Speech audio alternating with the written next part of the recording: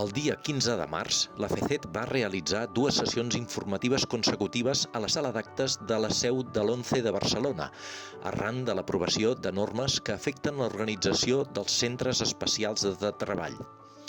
La primera sessió, el ponent va ser Josep Maria Solanelles, president de la FECET. En aquesta sessió es va abordar la proposta de la nova ordre de bases reguladores pels centres especials de treball, concretament sobre la situació actual de la nova ordre de la Generalitat, que ha de regular les subvencions als centres especials de treball CET per al 2022.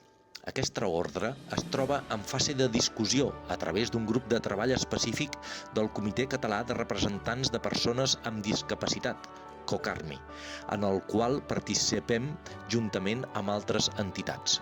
Josep Maria Solanelles estava acompanyat també per la tresorera de la FECET, Viviana Bendicho, i pel vicepresident Alfred Subietes.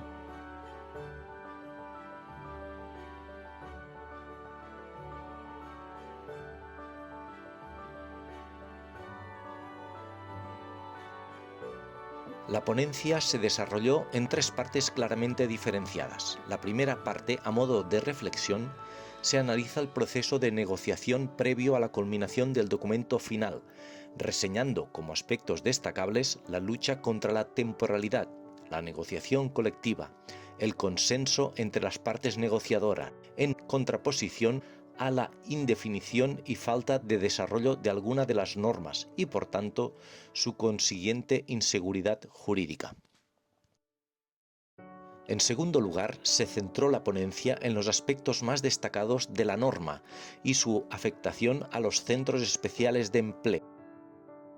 En especial, se incidió en la trascendencia de mostrar una actitud reflexiva en el momento de seleccionar el contrato adecuado, analizando el encaje en las nuevas modalidades y la importancia en los contratos de carácter temporal de identificar la causa habilitante de la temporalidad, las circunstancias concretas y su conexión con la duración prevista.